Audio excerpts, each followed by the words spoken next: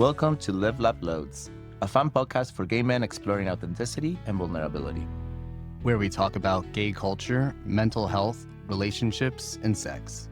Come take a load off with me, Ryan. and me, Dario. So sit back, strap in, and enjoy the ride.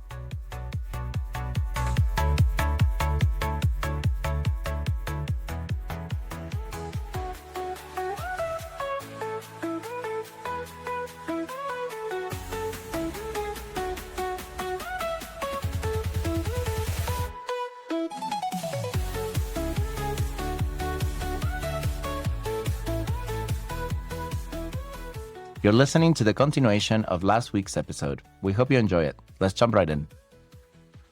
And so, back to the other situation. As the moment that I said that I was an HIV phobic, after we had sex multiple times, that's when this person disclosed to me, I am HIV positive. Mm-hmm. And I felt betrayed, and I had to process this in therapy, because I knew for a fact that the fact that he was HIV positive and he was undetectable obviously wasn't a problem. It wasn't the health risk. It was the health risk. It was the like emotional risk of him lying to you. It was the risk that he didn't disclose. First of all, that like he secretly cared for me in the sense that like he knew that he couldn't give it to me, but he didn't give me an option. He didn't check with me how comfortable I was with. Mm-hmm.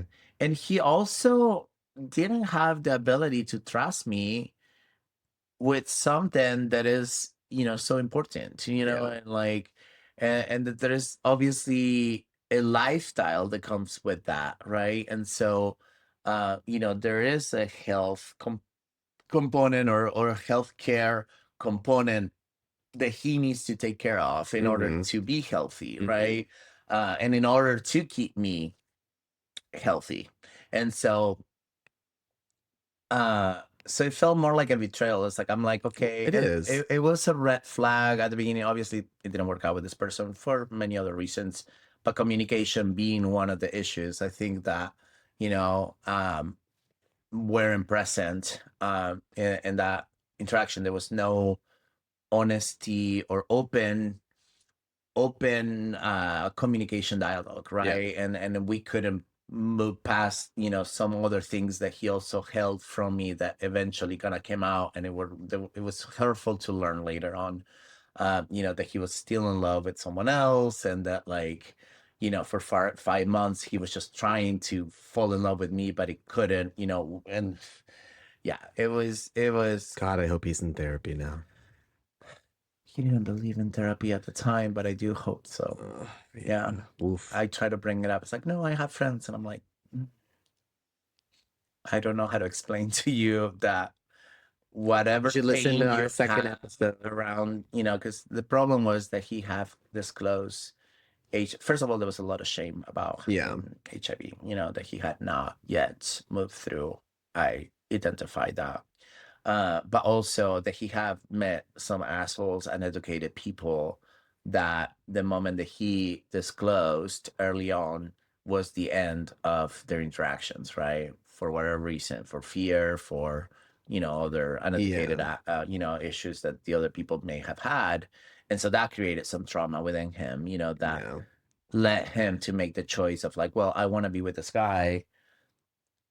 I'm not going to disclose it because I'm afraid of how he's going to take it, which is the wrong path. Well, yeah, because the idea is like, I'm going to get them to fall for me, and then I will feel really safe. I don't know what the thought process was. I don't think it was malice like that. I think it was more like, I want to give this a chance, and I'm scared that this person might not react positively to this situation. But to me, it was like, well, I would have reacted normally, but now that like you didn't disclose it when the moment was right, when I asked you a question and you kind of sort of lied about it, now it makes me feel like you sort of tricked me into something. And it wasn't about the health issue. It was mostly about like, the trust. The trust building, that is so delicate when you're meeting someone. And for me, it's a big deal. Yeah. Like for me, It should be a like, big deal for everybody. well, yeah.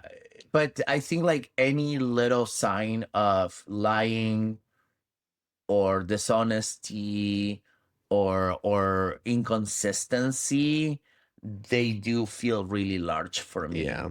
Because they are sort of a pattern of trauma and emotional like issues that I have had before, that like just kind of, I'm not only dealing with this little situation, I'm dealing with a pattern, Yeah. that is bigger than this moment. And Yeah. now I have to like self-soothe and do a lot of emotional. Yeah, your baggage like, comes with you, so like it gets so, incorporated.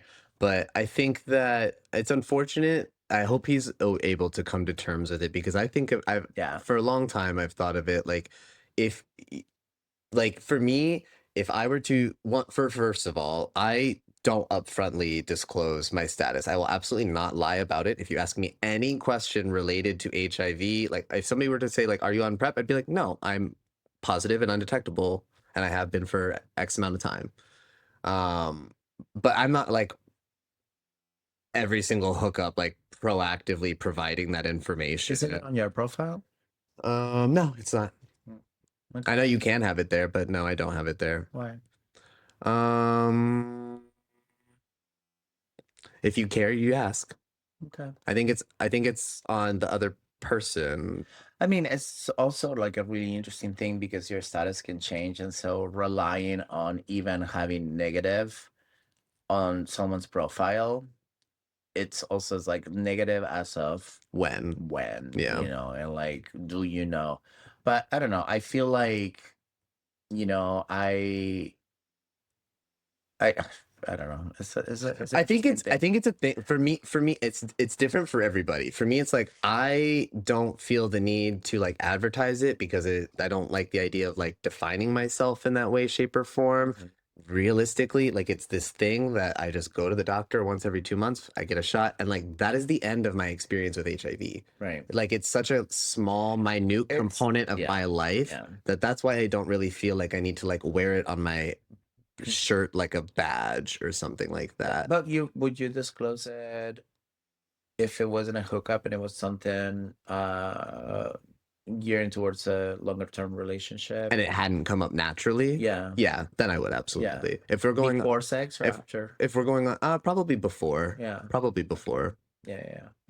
I think that's maybe. I think I would assume anybody that I will hook up with, that there is a risk component. And so I think that the most amazing thing about PrEP is that I was able to take control about my own protection, which didn't exist before. Well, I mean, condoms exist. But as you described, the bottom is also like, you're not fully in control. You're sort of trusting, and like, again, I think like the ratio of bottoms contracting HIV versus bottoms and versus people that receive sex versus tops, it's so disproportional. Like bottoms are a way higher risk than, you're much more likely. I think it's like, it was like 15 to 80%. Because it's like just anatomically makes a lot of sense. And so anyhow, like I think like PrEP did so much for taking control. So like if I were to have sex and I didn't ask or I didn't care, like as long as I know that I'm caring for myself, then the responsibility is on me and the risk is on me, and the choices that I'm making are on me, which is way more empowering. Nowadays it can be that way. And so I think something I do want to bring up, though, while we're talking about this, though, I think I really, really want to encourage our community to find new language other than clean. Oh, did I say that? No. Oh, okay. No, you didn't. I was like, I don't think it was. No, it was just like an afterthought, because I got scared because I was like, I don't think. No, I never. It's not part of my language. That's what I was like surprised by. No, but yeah, absolutely. I wanted to make sure that we touched on. Undetectable is the right language we want to use when it's about HIV. If And you're if ever it's about STIs, it's any like, question about STIs, there's no are you clean? Yeah. Absolutely not. That is so No, fucked I up. will never use that. I always just like, have you tested yourself recently? Yeah, when was the last time you were tested? Yeah, like that's the question. That's the question. Honestly, when was the last time are you tested? Are you HIV positive? Are you undetectable? Or are you undetectable? Like those are the questions. Because I think like also like I mean I doubt at this time and age that someone is HIV positive and not aware. Aware and undetectable. Not there undetectable. Are so much.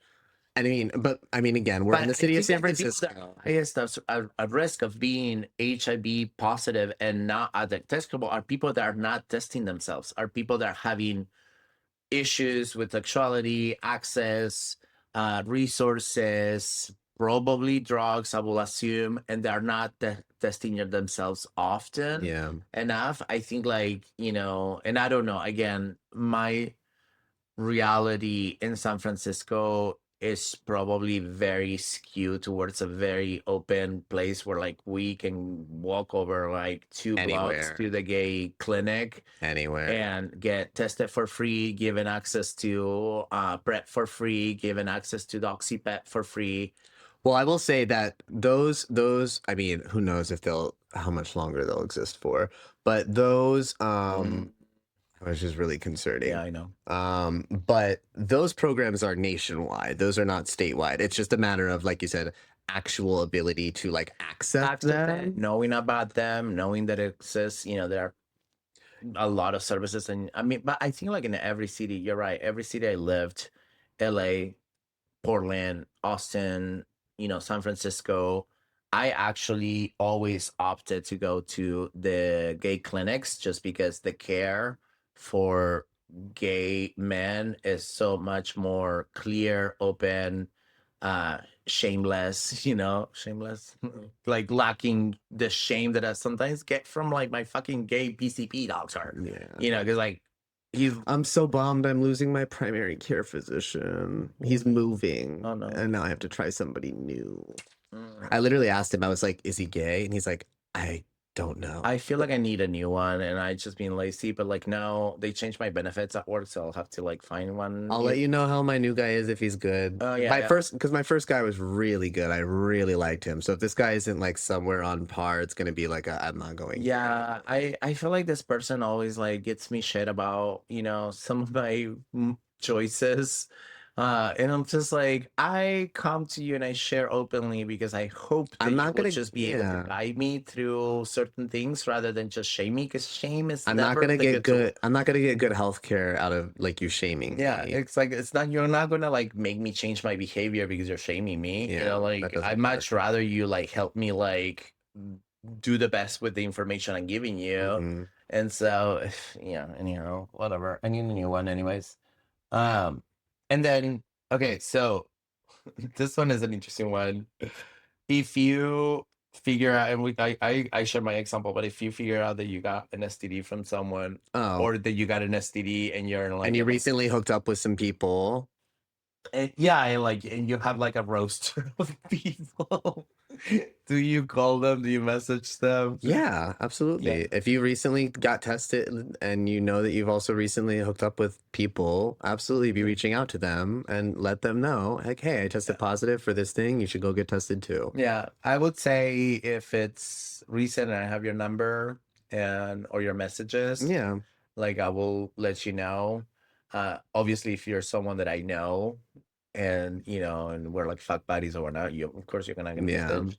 There used to be a service that I know exactly what you're talking. They used to call people for you. Oh my god! Like you will literally like send the number, and you know you will get a message just like, guess what? You got chlamydia. So yeah. So I remember when I was dating my first like serious boyfriend, and when it was after we had broke up. It was my senior year of college, of fashion design school. We broke up, and I must have gone to a clinic that I had gone before when we lived together. and then gone there after I like moved into a new place. And so my test results got mailed to our old apartment. So he like texts me. He's like, "Hey, you have chlamydia." It literally was, "Hey, you have chlamydia." Well, I know. I remember at some point in Portland, I have to go to the city clinic.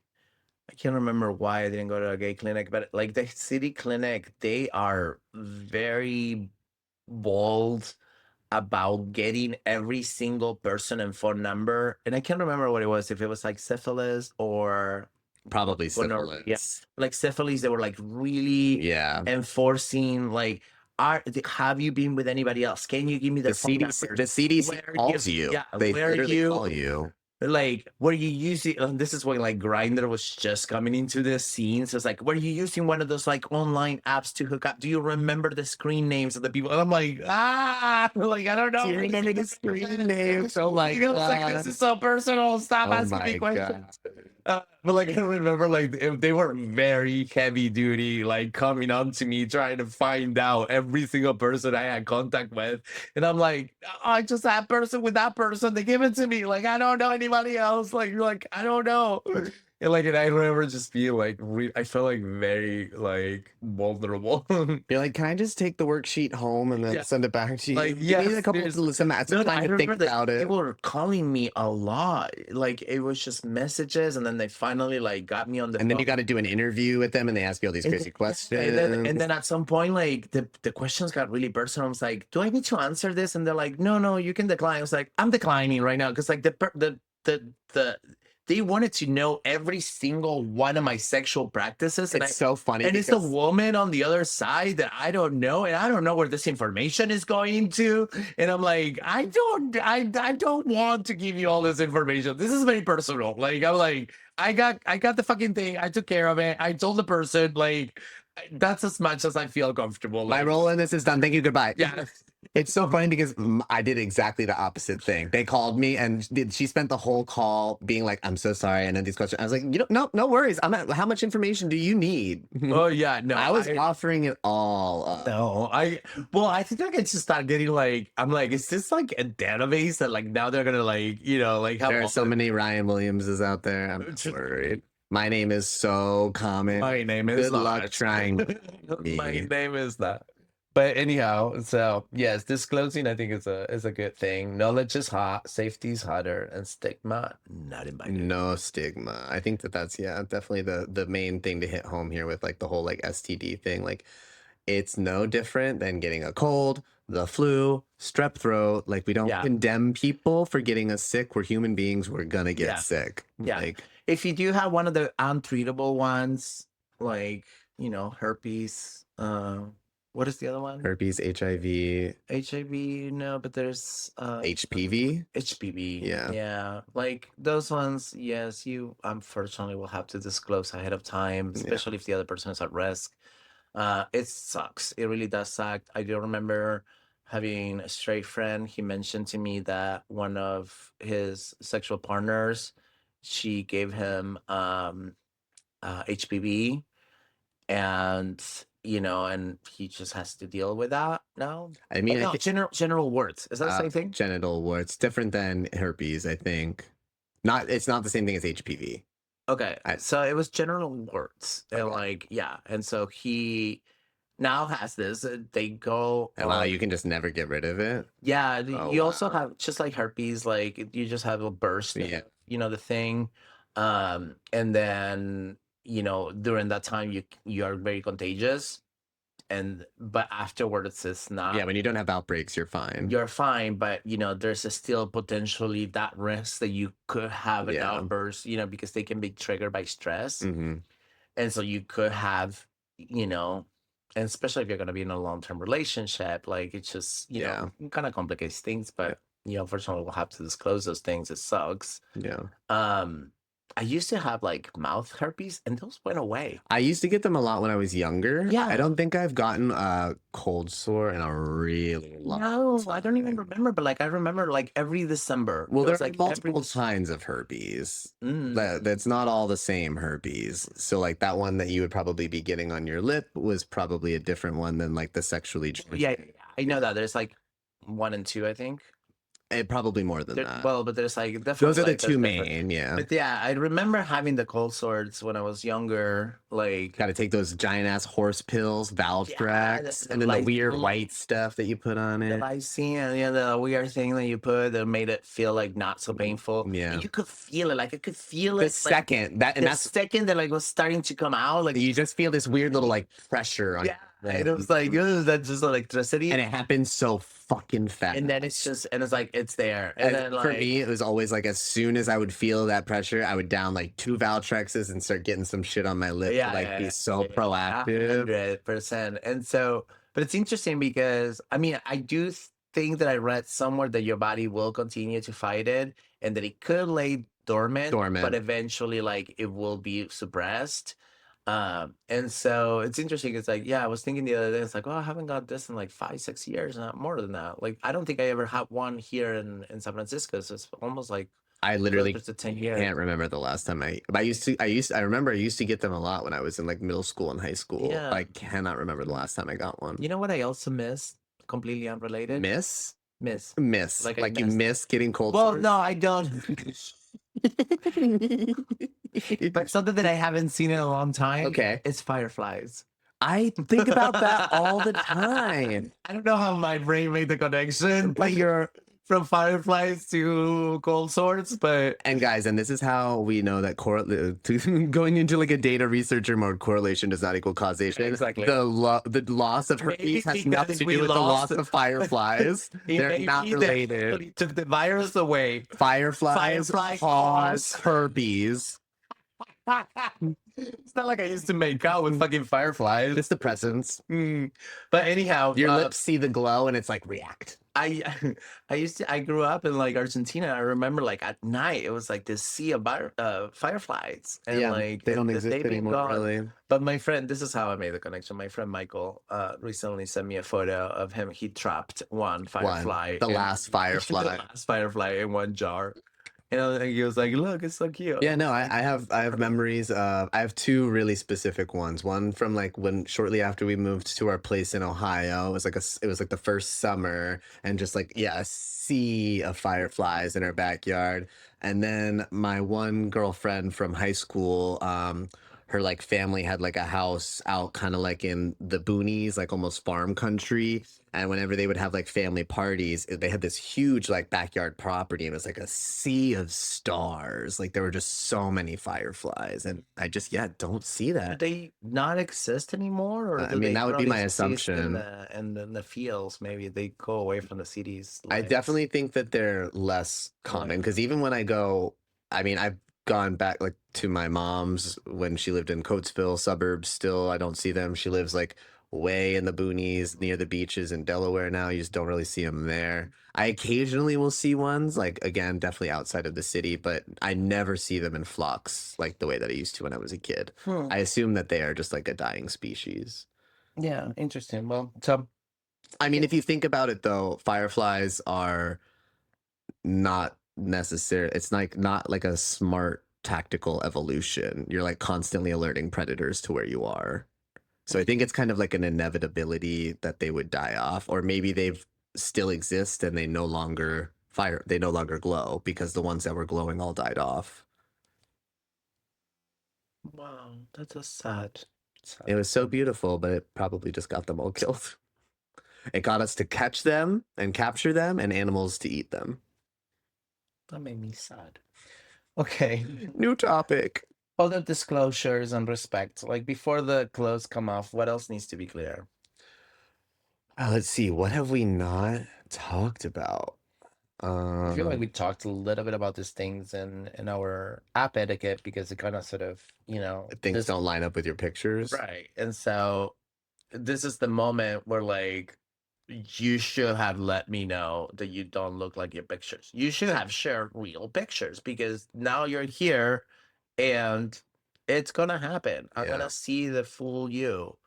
And so now what? Like now it makes it all uncomfortable for everybody. How do you feel? Because this recently came up. How would you feel about like like if somebody had like really specific scars that like there were maybe weren't visible in the pictures, but like for example, so I had a guy who I recently hooked up with who like prior to literally like felt the need to specifically disclose. He's like, oh, I've got these really intense scars on my hips from like a hip replacement surgery, and like I was like, that doesn't matter to me. Yeah, well, maybe because I kind of find scars hot, so yeah, I almost like I felt bad that he felt like he needed to disclose that to me. It's like with that specific thing, I would not have an issue, possibly. yeah, I remember like one guy had like some sort of issue with one of his balls, and so it was like it wasn't a ball, it was like a vein that had overgrown, and so like half of his like sack was like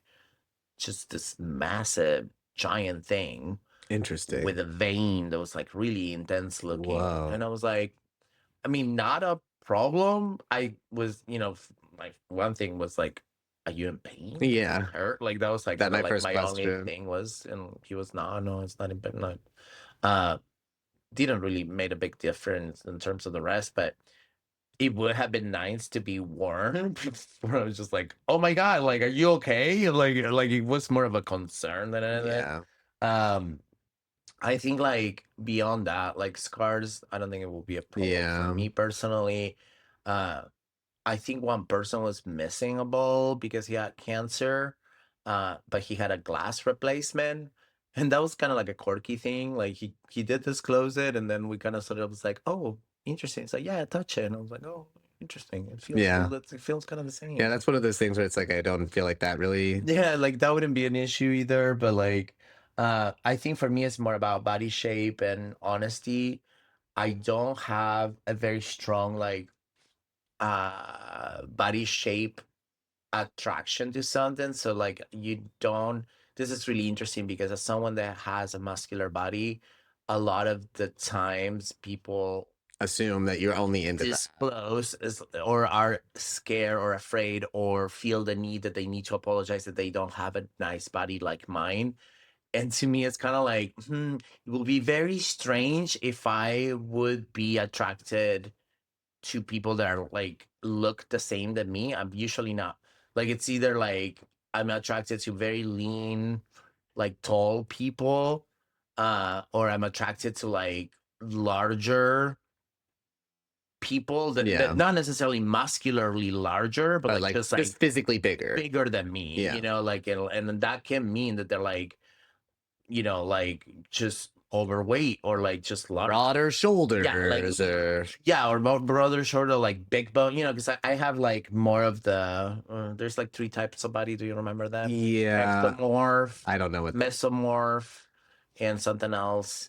And so mesomorph, I think, are the ones that are like just like the endomorph. Yeah, endomorph is the other one.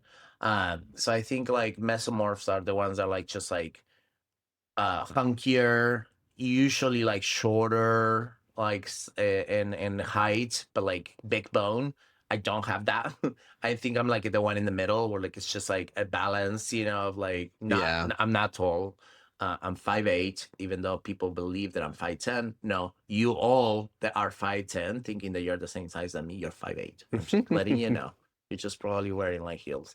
Anyhow, and then there are like the super lean and tall people. That's probably my favorite. Like if I were to like just, naturally gravitate to some people, like it will just be like, oh, you're taller than me. I don't know if you're hot or not, but you're taller than me. Yeah, it's like that's like just kind of like I go Google. Yeah, see, and I would say that I'm almost a little bit opposite of that. I like, not that you need to have the same body shape as me, but I specifically don't like people who are like a drastically different size than I am. But I think that that's because of the whole like verse looking for verse dynamic. Like I want to balance. Yeah, I want you to be able to like pick me up and rough me around, but I also want to be able to pick you up and rough you around a little bit. So that's why I desire somebody who's like similar size to me. I mean, I think I can go shorter than me, and that sort of sucks because I do attract a lot of people that are like 5'6", 5'4", and it's annoying to me because I'm like, yeah, that's not gonna work. If you're the same height, we're good. Like as long as I can look at you in the eyes and not have to move my head, if I have to move it up, then you get extra points. If I have to move down, you don't get a chance. You don't require. You're not qualified. You don't qualify. And I fucking hate that about myself in a way. Like I really like. I'm like I wish I could. It's just I cannot imagine you fucking me. Yeah. Then I feel like a giraffe, getting fucked by a mouse. Yeah. Like it's just Well, and I mean, I'm expressing kind of the same thing. Yeah. Like I feel like I don't like feeling like this tiny little thing, but I also don't like feeling bunny just like trying to fuck like that's what I don't like feeling like this tiny frail thing for you to throw around, but I also don't like feeling like this big I occasionally I like to hook up with like a smaller twinkier guy, but I absolutely hate it when they call me fucking daddy. Oh my god, why do I have to protect this too? Do not in the middle of hooking up for the first time call somebody daddy ever. No, because it can be a real fucking turn off. It really turns me off if someone just sends me a message and say daddy. I'm like, the only time for me it's like okay-ish is if we already have a dynamic and it's like playful. I would be okay. I do actually like. I don't call anybody daddy. That's the thing. It's like it's not part of my vocabulary. Yeah, I don't call daddy unless like we agreeing that that's what you want to be called. I do call people papi, but it's a different thing, even though like the translation might be the same. Literally, papi in Latino culture is anybody that is like hot and cute to you, not a literal older daddy person, right? And so to me, because I have all these fucking issues with my own age, if someone calls me daddy, you're just gonna send me on a fucking guilt trip of like, oh my god, I'm gonna die alone, which is gonna kill the move. Like, do not call me daddy. Yeah, I don't specifically know exactly. I mean, if I had to, like, my gut reaction is I'm not into this whole like dynamic of like daddy issues and hooking up, but I'm totally I mean, I see that those are extremes too, right? Yeah, there is a daddy son kink, which is I'm hoping that that's not what we're talking about because I don't have that. Certainly not. But like I think like in the community we might call someone older daddy without necessarily implying the kink part. Yeah. But if you call me daddy just because I'm 43, like literally you're gonna send me on a spiral of like, what have I done with my life? And that's not probably the mood. I'm just like imagining somebody just like casually we're at the party and they just say it and then all of a sudden it's just like, I'm like, oh no, like rubbing my head and just like yes, time freezes and there's like this weird like camera spiraling. Like, have I accomplished enough? I'm about to die. Like, who do I leave my everything goes in like photo negative. Recorded a show one day. It's like That's So Raven, but like a really nasty version of it. So anyhow, body shape, you please don't pretend that you are not the size that you are. Again, because I don't have a size preference, but I do have a thing about disclosure and clarity and honesty and communication in consent. Yeah. And so like if you put on 25 pounds 10 pounds since the last time that you took a photo, 10 months ago, first of all, don't do that. Just take a new photo. Every time I open the app, like if I have a new photo from like that week, I just upload one new one and delete an old one. Like it's not a big deal. We all have fucking digital phones. Yeah. If I known your profile since I moved to the city and you still have the same photos, that's a red flag. If I still recognize your fucking photos from like, 7 years ago, what the hell have you been doing? There's no way that you don't look exactly. There's no way you still look exactly like that. Yeah. And like I change every 3 months. Like my body is slightly different. Maybe I am the only one that notices that, like probably. I feel like right now I'm in top, like I feel so snatched now. I know. Every time I catch myself, finally like, oh my god, I caught it. It is summer. I finally dialed it properly. I know it was right after Pride weekend. It was like the Monday and Tuesday. Yeah, exactly. It wasn't on Pride. I was like on Pride. It was right after. It was like right after Pride. Like I was like, oh, this is finally like I was looking at today. Like I finally got this part of my shoulder. Yeah, I was like, I finally lost enough like fat everywhere else, and like this part is like getting like really toned. It's so weird because nobody else noticed that. For me, I'm like, oh, my lower abdomen. Oh, yeah. I can see my lower abdomen, and then I have like little shouldery veins popping up, which is really nice. I love those. When you see a new vein. Oh, me, it's like get this like new like horizontal one coming in. Yeah. No, I today was like looking at that like just division between my shoulder and my. Oh my god, we're so superficial. It's okay. We work really hard. Yeah, it's like to be proud. Yeah, I mean, like it's not superficial. We're trying to be balanced. We're also talking about just how our bodies change. Exactly. So anyhow, so the point is, like, it's been a week since Pride, and my body looks like the best. Like, and of course I'm gonna put a new photo because I'm proud of this in the moment. But I do that even during the winter when like I'm feeling a little bit more like softer and like more rounded. I'm like, okay, well, this is what you get. I'm a little less toned right now. Yeah, you get the rounder guy, and like, but my butt jiggles more right now, so that's true. Like, I will say, things look good. I mean, despite the little video that we just took in the park, my butt does not jiggle as much right now. We're so scared of posting it because like the one post that I did of my sticker on my crotch got flagged. But we got it back, right? We got it back, but I have to like contest it. And so I was like, and I know, but we have to post it. It's so nice. I'm not gonna risk it. I'm so sorry.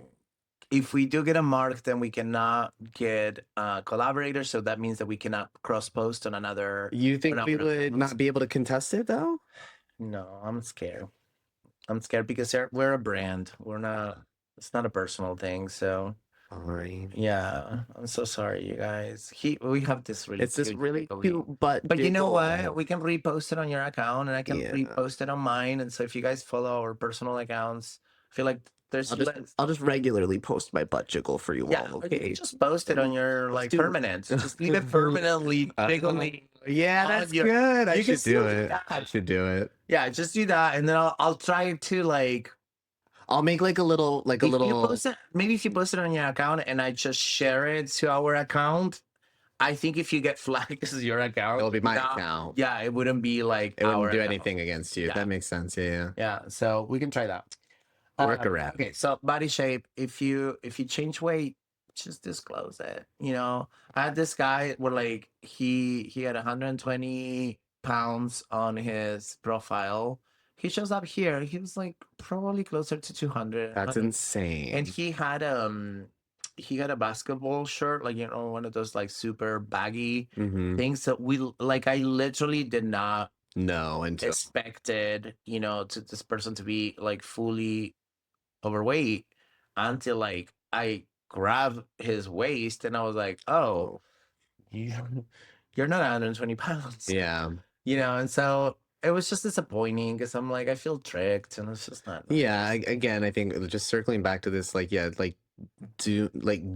present your authentic self. Like, don't lie about your height. Don't lie about your weight. Don't lie about your preferred like positions. Like, it's just, what is the purpose? Like, what is the purpose? Like, you're not going to get, a good experience on either way. You're going to get an experience and like, that's just so bare, like you deserve extremely empowering, beautiful, full of passion experiences with each other, and you're not going to get that unless you're not going genuine. to get that if you have a mask on. And, perfect. That was great. Yeah.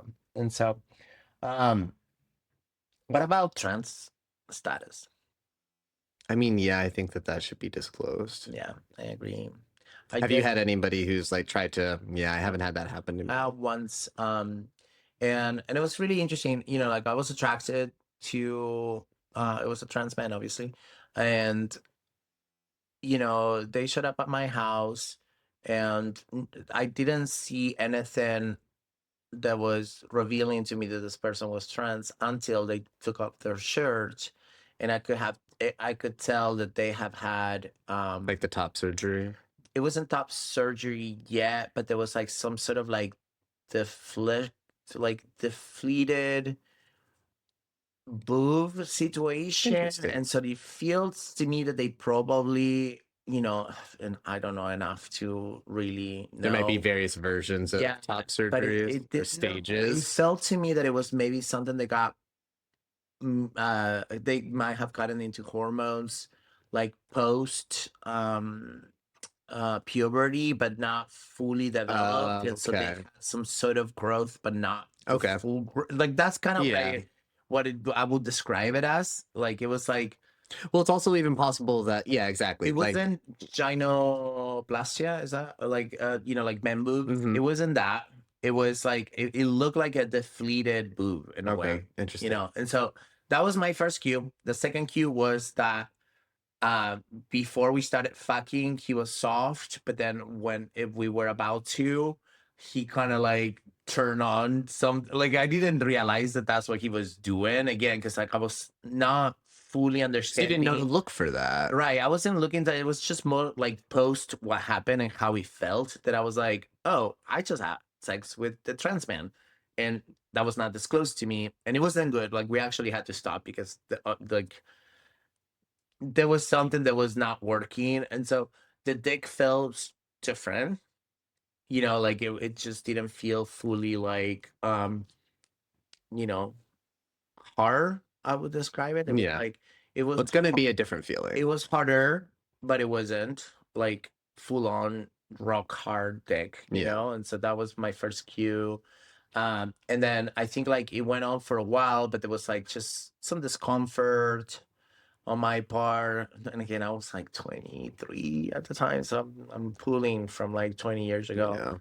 That's wild. I didn't know that the like dick technology was that advanced back then. I don't know either. And again, I know very little. He misconstrued that, and it wasn't. None of this. This is the closest that I can get an explanation to the thing. Again, like we didn't disclose, we didn't talk about it. There's definitely something strange with the boobs, and there was something strange with the dick, and then there was like this on and off thing that happened that again, like it was in my little tiny shoebox that I was living in LA. Light was very like poor, like I didn't have my cute hue lights that I have now, where like you just set the mood. It was just kind of like very dark and not right. And so I remember him like just fidgeting with his dick, and then it was art, and then it wasn't, like it was like a very kind of on off thing. And so and so it was a really interesting thing. He didn't want to get sucked too, which I think it was like part of like maybe like not something that like felt particularly. Doesn't probably feel like much. Great. I don't, or honestly, or maybe they were afraid that you would discover, and they were obviously trying to hide it.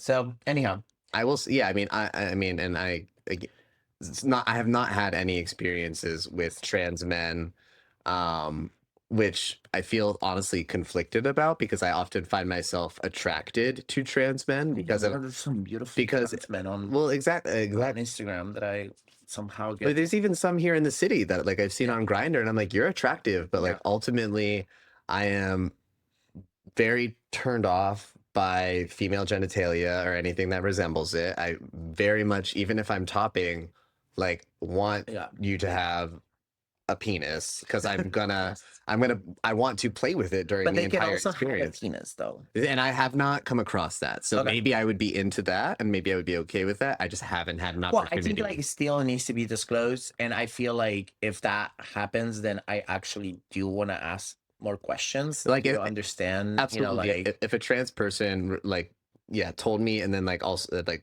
confided that they also still had like a dick to use, and I would definitely be interested. Yeah, it's really crazy because I see there's like a very I think it's pretty famous like trans porn star or something. Porn star, yeah. The only one that I know. I feel like I always like click on the thumbnail, and then I looked and I was like, oh, okay, that's a vagina, but that's a man. I know, but and he's so hot. yeah, and it's so There's a hot. couple out there. Yeah, it's a very hot person. I just, it's the genitalia, I think, thing, and I guess like maybe that also falls into this category of like androsexuality. That. Okay, well, I guess that's that.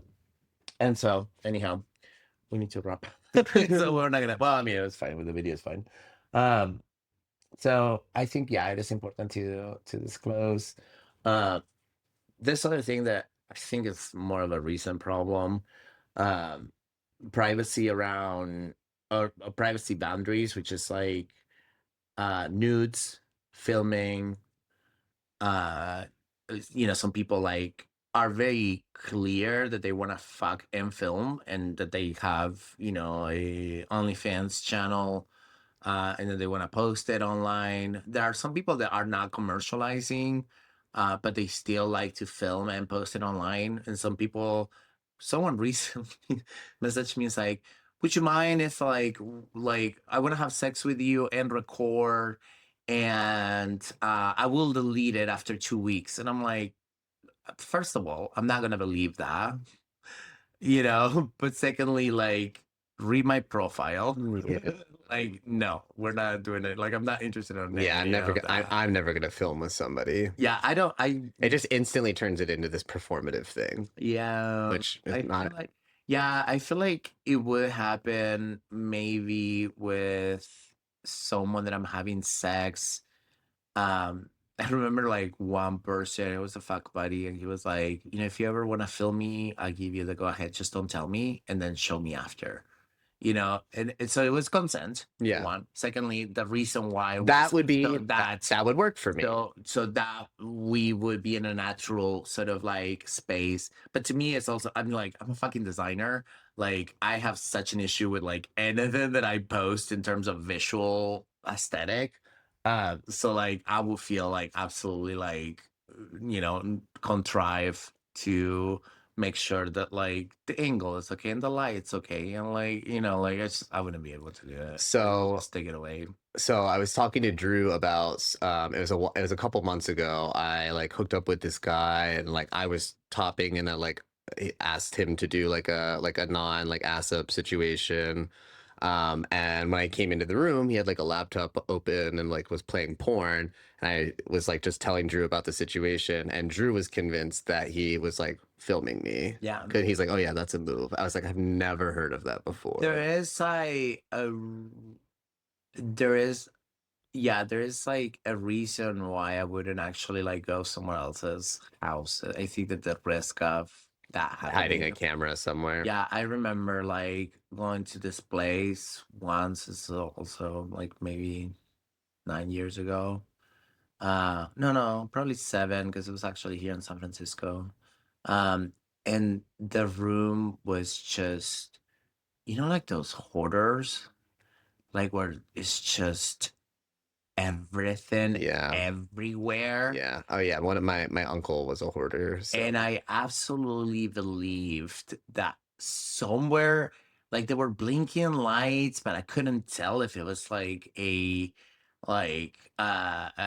alarm or a smoke alarm, a smoke detector, or a camera or a radio. Like, there's just like everywhere I looked, there was just stuff, and I'm like, any of these things could be cameras. There could be 10 cameras here. There's no way that I could ever even figure out what's happening, because it was just like dolls and fabric and things and tools. I would just be like turned off by the clutter. I don't think I ever relaxed. I don't think we did anything but like just maybe like jack off for like a second, and then I just left, because I mean, that's always been one of the things, because I definitely have some personal like kind of like interest in exploring like some public stuff, but I get really turned off by the idea of like people filming me, because I so often see at like parties and like Folsom and Dory, it's like people are like doing their thing out and about, and like there's a crowd of people around them fucking filming them, and I'm like, I thought that was not allowed on. I see it.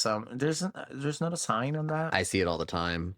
You can literally go on porn sites and find people getting fucked out on Folsom. Yeah. That's not okay. Yeah, no, that's not okay, guys. Yeah, Don't. I'm pretty sure that there's laws against like disclosing sexual stuff, sexual videos or posting sexual videos. Yeah, like so if somebody did it, you could like you could get in trouble. Yeah. Like they could, if they figure out who it was, like would it fall under like defamation of character or something like that? No. There's like revenge porn. Okay. Okay. Nice. Well, that's good.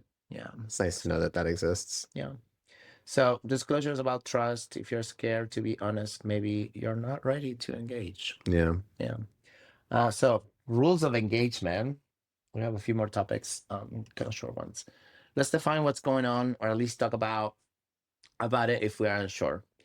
I think we talked about this a little bit earlier. It's like, is it a one night stand or is it something undefined? I think, one thing that I learned, we often ask about STI status. I think like another really important question to ask is like, what does sex means to you? Or what does this sexual encounter mean to you? Yeah. But I think also understanding how people perceive sex in general, beyond what we're about to engage, also can paint a picture of like the meaning of it, and it can be less poignant because like I do believe that people not consciously want to lie about what something is going to mean. Maybe they're not, like everything, maybe they're not yet fully true to themselves about where they're in life, or just like accepting accepting themselves for like what they do, they do, how they do, because sometimes it just really takes some balls to say like, yeah, I'm actually a whore right now, I'm a fucking slut and I like to like fuck everything that moves or get fucked by everything that moves, and like you can own that, but maybe getting to that ownership takes time and takes a lot of unlearning shame, and and maybe you're not there to say it. And so like you might encounter someone and you want to have sex with them and you are lying to yourself and you think that this is going to be more meaningful than it is, and then it's just not. All you wanted has been taken care of, or afterwards you feel immense shame and you don't want to see that person ever again. That happens a lot in the gay community, especially with like new people coming out of the closet. But if you ask like, what does sex mean to you, and someone is like, yeah, like sex to me is super casual, or like sex to me is like eating, and a body, gotta do it every day, like a body need, like then you probably get a clue. It's like, okay, maybe I need to take this less serious. For me it changes. It's really interesting because I did have sex recently, and I wanted cuddles. And the person that like, and it's funny because we were talking, I found this person really attractive online, and I was feeling really shitty about some things that were happening that were stressful in my life, and I just really wanted company. And I would not have said yes, except that this person somehow fucking read my mind. And the question was, would you like some cuddles tonight? And my answer was like, actually, yes. Like, I was like, actually, that is the only way. And I knew this could lead to sex. Like, it's not like I'm dumb. Like, I'm not 20. I'm not going to believe that this person is here for cuddles only. And he came over beautiful. But I think that's like that's a perfectly fine way to like approach an encounter. Like, yeah, I love that. But just that's the reason why I love that, because like I was like, I don't know if we're gonna have sex, and so the fact that you didn't ask me to have sex, that actually opened the door to you to come over. Yeah, like you would not, because you didn't set this expectation. Exactly. And for me that was key in that moment, because if he would have approached me with sex, like I get approached like daily, hourly. Yeah. Like my response to that is no, Yeah. I don't want that. Yeah. You know, and so he showed up. He was a beautiful man. He was the great, you know, a great kisser. Great Australian kisser. Yeah, great Australian kiss. It sounds like we're talking about a So- species. I know. Like the great Australian kisser. Look at its furrowed brow.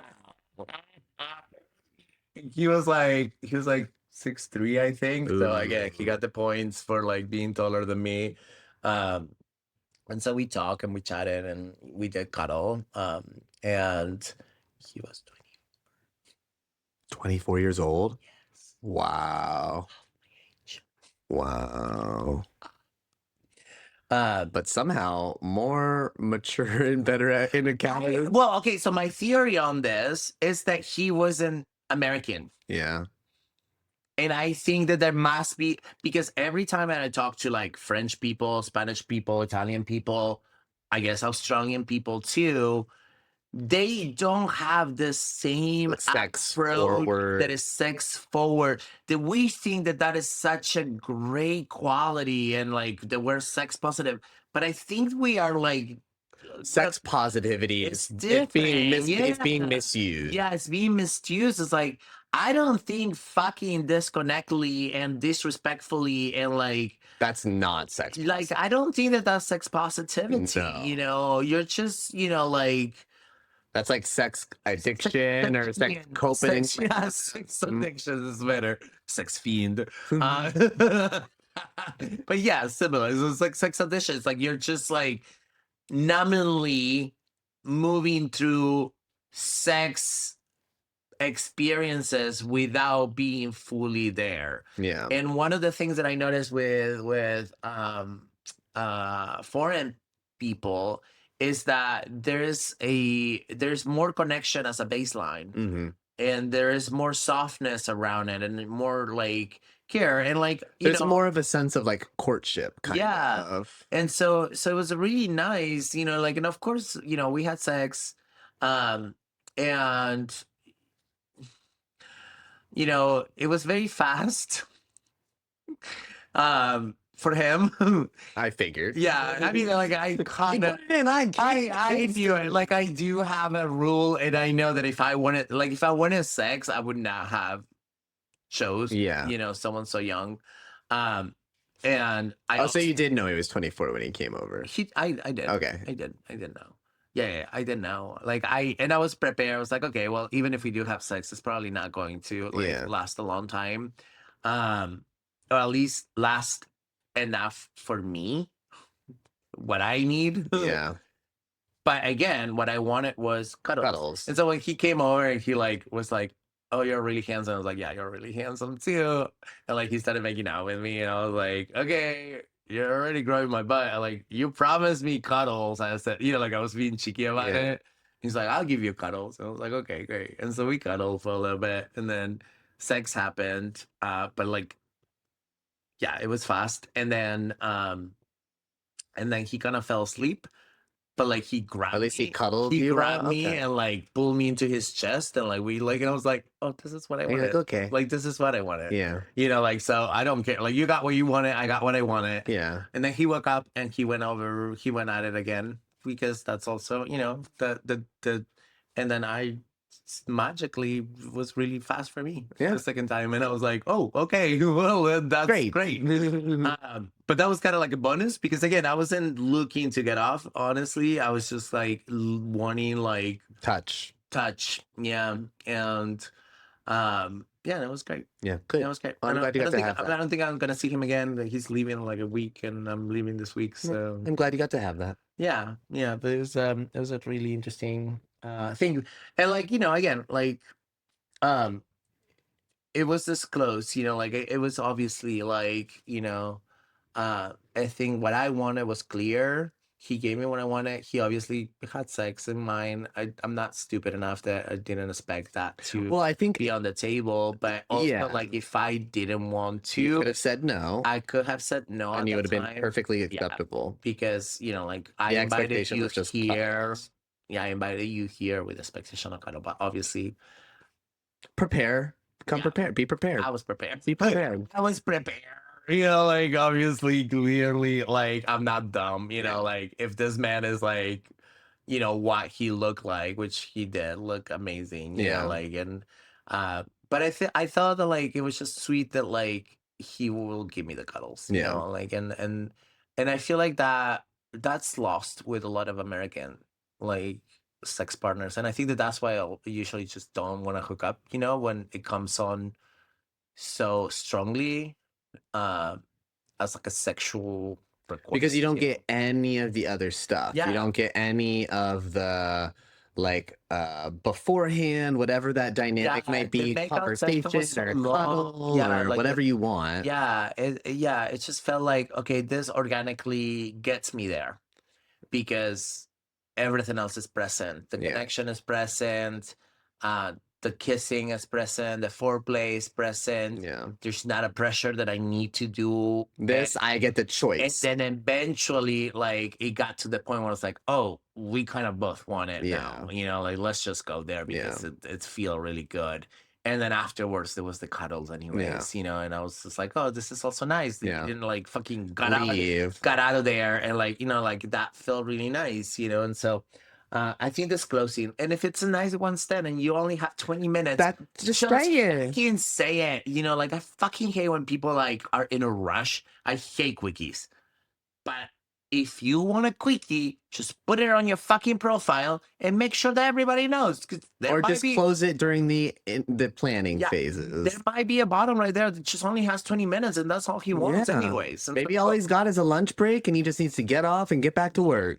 It's a thing. It happens. Exactly. And so, like, just define it. But, like, don't pretend that you're going to go for the connection and you're going to go for something deep. And then, like, or you're going to go for the cuddles. And then you get here and you're, like, already naked halfway through the whole way.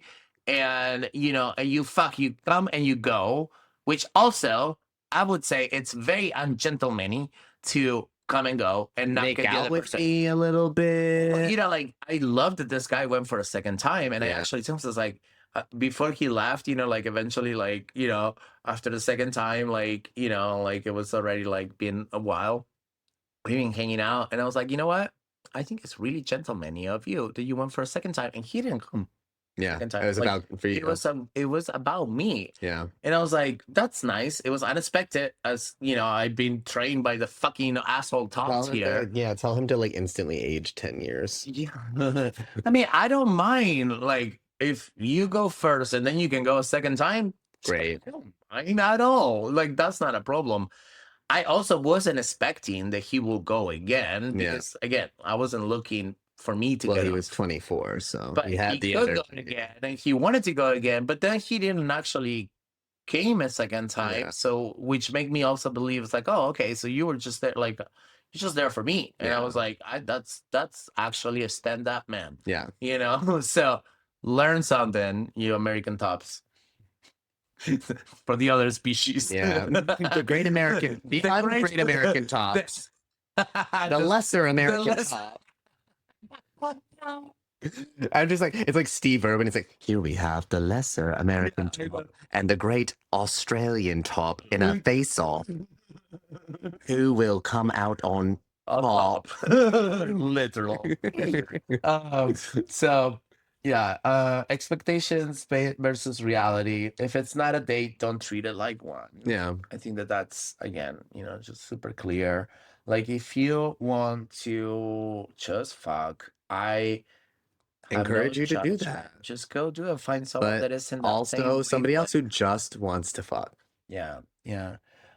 Post hookup etiquette, check-ins, ghosting, and communication. Again, I think it's connected to the original goal. Yeah, the dynamic that you've preemptively established. If you establish that this is a one-night stand, then there's nothing else that needs to happen afterwards. Unless you want to do it again. Unless, you know, like before that beautiful man left, I was like, hey, I'm here for another week.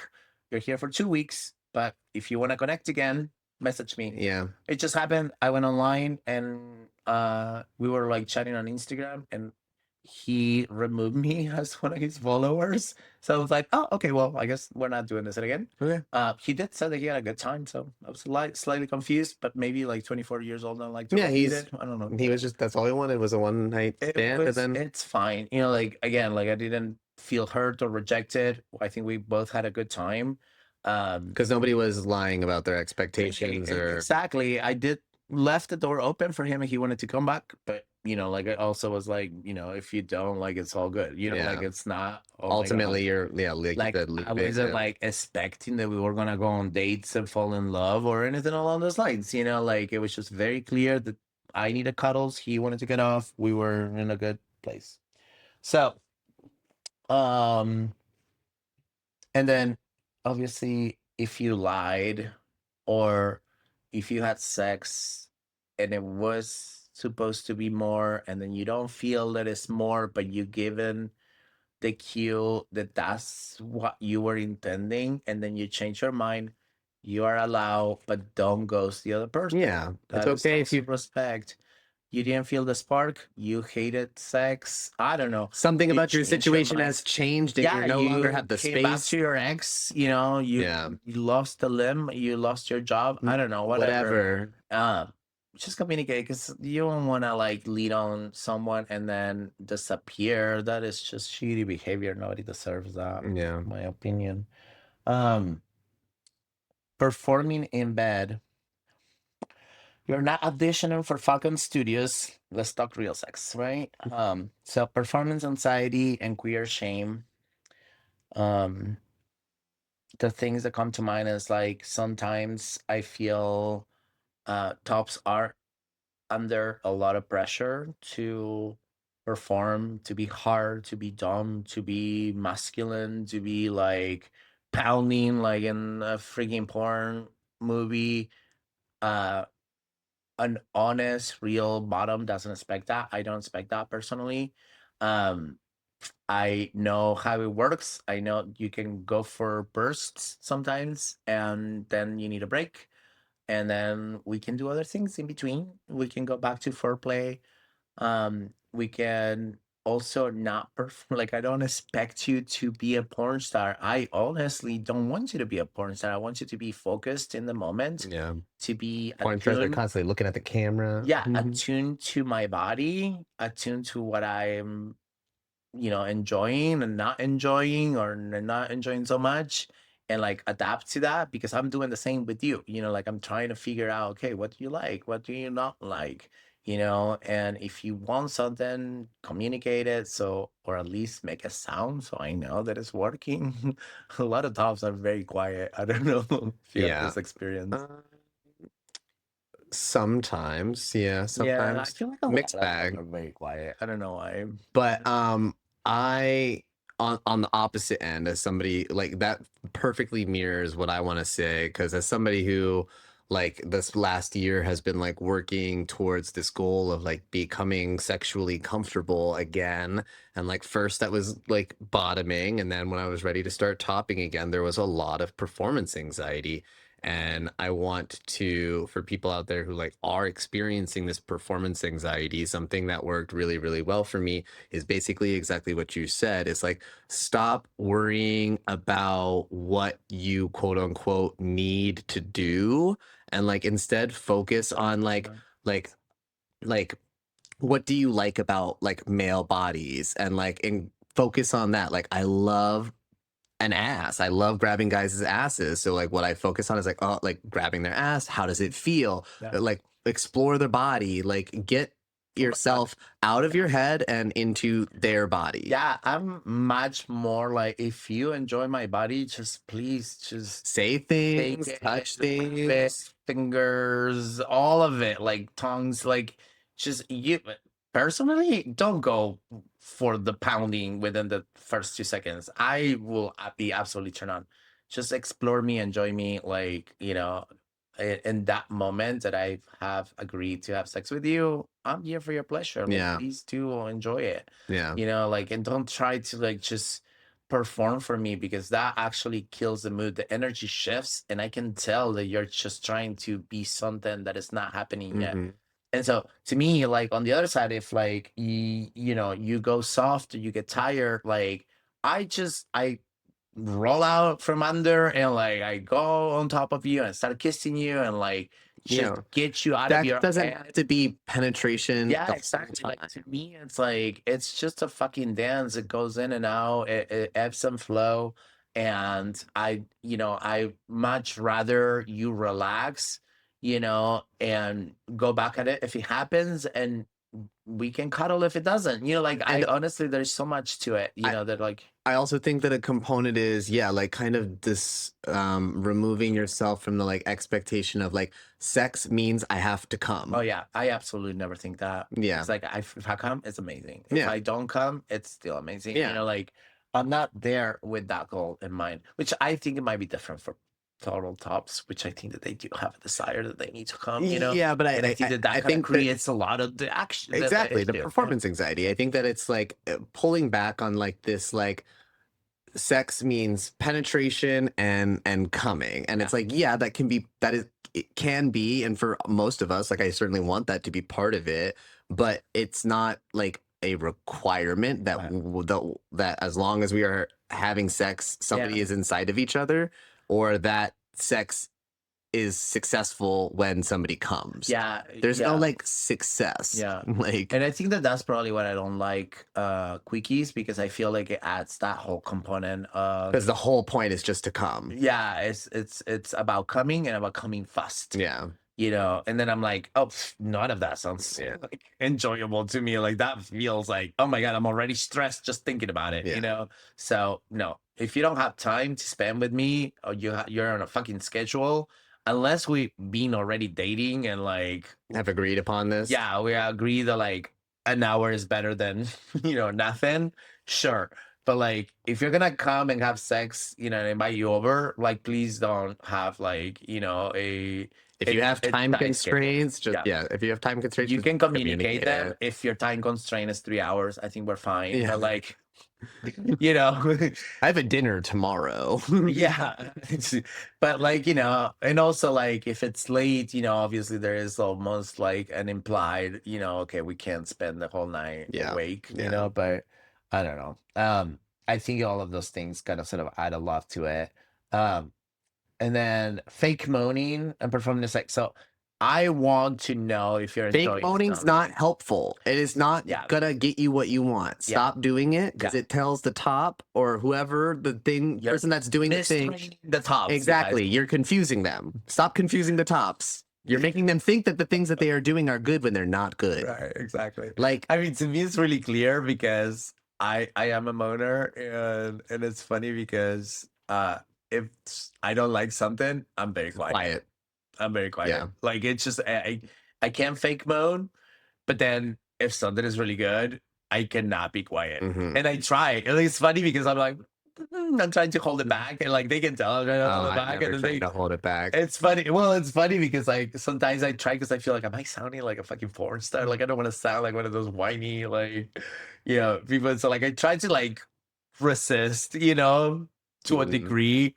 And then I think it's funny because it's just like I can't. Yeah. Like I was like, well, whatever. No, that's really good. Just Yeah. I want, but don't fake orgasms if you're a top. Please don't do that. Like, oh my God, so dumb. So we're gonna know. I'm gonna know. Where do you think it goes? Yeah, like it's so funny. I did think like the Australian guy like coming so fast. It was like so fast. Wow. Yeah. I thought that was pretty hot. Like I was so into because you're like, wow, I'm so flattered. But no, like that did not, my ego did not grow. But like I just thought it was like a hot moment. It's like, oh, this is funny. Compared to like, people that can come, especially because okay, so we need to talk about this. I don't know. Does it fall here? Yeah, it falls here. Like if you watch a lot of porn, your brain is being trained affected to that by it. There's lots of TED Talks, there's lots of studies, there's a lot of YouTubes. Go and Google the effects of porn in your brain. It will ruin sex for you. it will ruin sex with real people for you. Because porn is the opposite of connecting in any capacity. You're literally disassociating, the most performative engaging different parts of your brain and your visual cortex in order to be able to get off, which then trains you to like have this very visual like stimuli in order to be able to, and then also, you know, like jack off different, it feels different. You probably, you know, who is this guy? He talks a lot about this. It's a really good column. Oh, he's this gay. He used to have a column back in the days prior to podcast, and now he has a podcast. We can come back. We can announce it in our next. Yeah, and so anyhow, Savage Love. The column. His name is Dan Savage. And great podcast. He has like, I don't know, like 900 episodes. I stopped listening to it because it does get repetitive. Like there's only so much. After 900, yeah. Like, but I used to listen to it very commonly. He talks about the death grip. You eventually train your dick to a very intense, specific level of pressure and motion, which will never be replicated by any human cavity. Armpit. Maybe someone's head, but even like jacking off someone like might be really hard. And so I can tell really quickly when someone like watches a lot of porn and they train themselves versus like people that haven't, or that are still, you know, like more sexually active and like letting like more of the organic stuff, you know, happen naturally. And so anyhow, my point is, it's an advice. If you're a top and, you know, you're having performance issues with real sex, I do advise, first of all, to kind of educate yourself about what porn, if you're watching a lot of porn, that's probably an issue.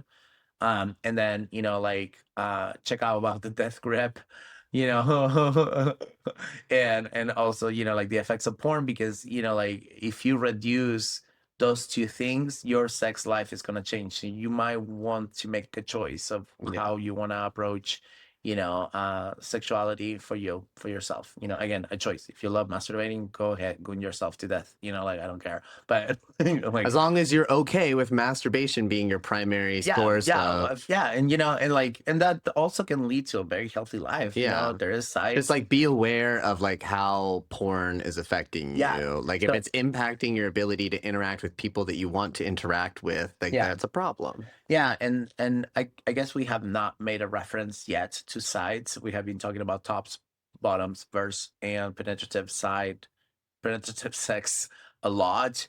But there is this new concept, not new concept, probably the concept more existed, but it's labeled. We have a new label for people that do not enjoy penetrative sex in gay relationships, and we call them sides. So that means the masturbation and oral is probably the main action.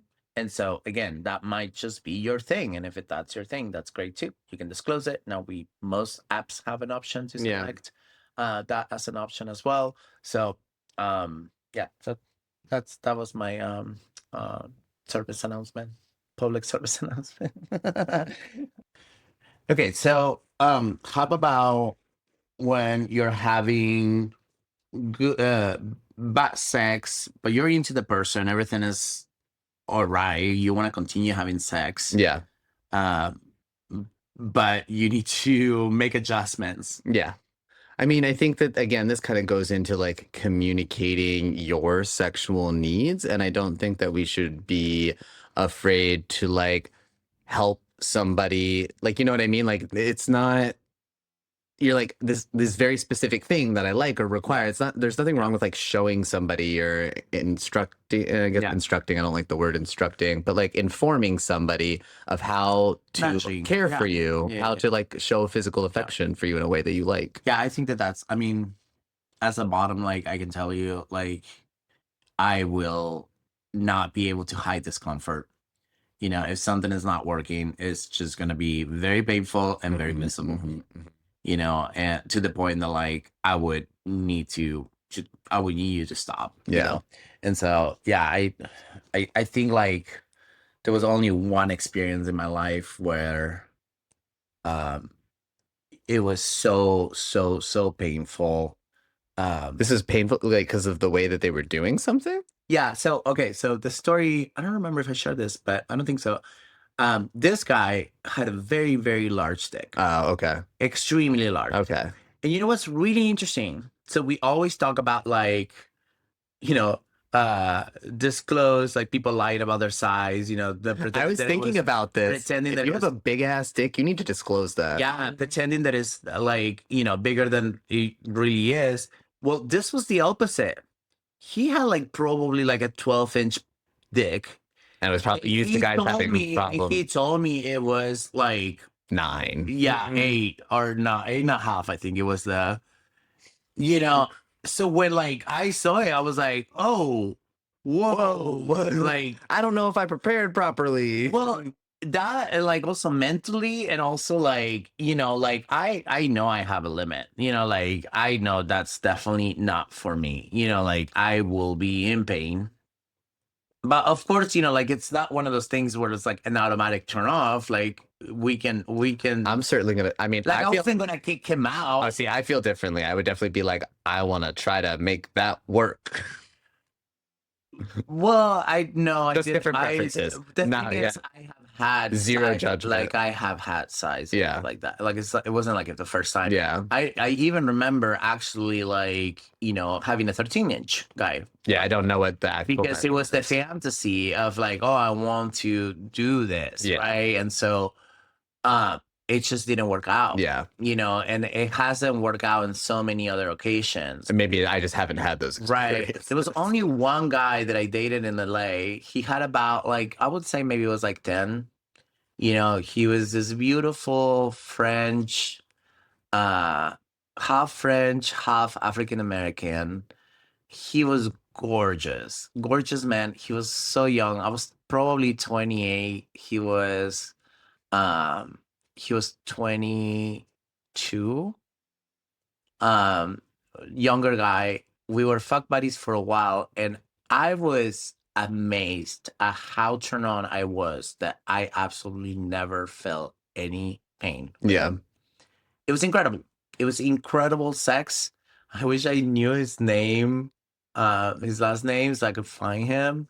Cause like I wonder like what was about his life. The reason why we stopped seeing each other is because I moved from LA to Ashland, Oregon, but we sort of like were fuck buddies for like 2-3 months, and I feel like he had feelings for me at this point. I had my reservations because I was moving, also because he was so young. My phone died. And so anyhow, it ended. And so this guy, the situation that was actually really bad, it was about 12 inches. And he only wanted to do it doggy style. And that is probably the worst position, especially to start with, especially for someone large, especially for someone I don't know and I don't have a safety sense of, you know, because it's just all kinds of, you know, not controlling anything. Yeah, well, bigger tops, I think, just need to be operating under the understanding of you have a little bit more work to do to warm up your bottom. Yeah, and yeah, for one. Secondly, like if you can only do that one position, you're probably already on the porn like reality where like it only works that way. Yeah. Like go figure out why only one position works for you. You know, like I get that there might be a preference, but like so anyhow, he wants to start that way. I kind of warned him. I was like, that's probably not the best. You know, and the thing is, if you hurt me right away, and then the whole thing is going to be ruined because now I will not be able to relax. Or you've hurt me in a way that like maybe I've torn and now I literally can't proceed anymore. Yeah, and so he hurt me. I told him to stop. He wants to try it again. Same position. I was like, okay, do you want to try something different? No, this is the thing that I need to do. I was like, okay, well, it's not working. And I literally started pulling away from him. I was like, no, this is hurting me. I can't do it. And so I flipped myself over, you know, to face him. And he flips out. Like, I was like, I thought you were a sub. Like, you're a terrible bottom. And like, he just totally goes off on me. He's insecure. And I was like, dude, I warn you. I told you we can continue trying, but we need to try a different position. Yeah. This is not working for me. Sex takes two people. Yeah. I'm here too. And I was like, well, you don't trust me. It's like, no, I don't trust you because you hurt me twice. And you're obviously only interested, not aware of my body response, or you don't care that I'm in pain. Yeah. And so this is not going to work. I think you have to go. Yeah. Oh my God. He blew up. Like, it was a fucking thing, you know? And I'm like, dude, get the fuck out of my house. Like, now I like just like put on some clothes and I'm like kicking this fucker out. He's like trying to get on his phone on Grindr. In your apartment. On my apartment. I'm like, get your fucking phone and get the fuck out of my house. Yeah. I got so big. He got so scared that I was going to punch him.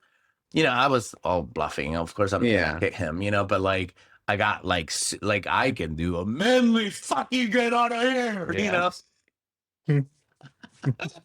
Immediately followed by giggles. He got so scared. He got his underwear. He got his underwear on. He grabbed his pants and like shoes and ran up to the fucking. Good. And I was like, dude, like, what the fuck? You're trying to get another hookup out of my, like, what is your final goal? To make me feel like I like was not a good bottom? Like, and he sent me a fucking message that you were a terrible bottom. I was like, you're a terrible top. I'm like, get the fuck out of here and block him. Like, what the fuck? You know, but anyhow, obviously, don't do that. Full grown man who don't know how to use his dick. You know, like, honestly, I know that there are bottoms that like pain, that like to be used. Again, they're gonna let you know who they are, though.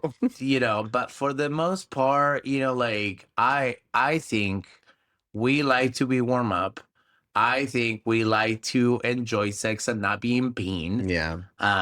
We like not to get a fissure. Yeah, so like foreplay, oh my God. I sometimes, you know, like guys was like, oh, we're just gonna foreplay only. I'm like, no, you don't understand. Like, if you start with foreplay, I will want you to continue. Yeah. If you start by like trying to pound me within like 2 seconds, most likely you're not gonna get the best out of me at all. So that one is a really like interesting also like lesson for the other side, you know. No, but I absolutely agree. I think people should, like, if you have a big dick, you need to disclose that.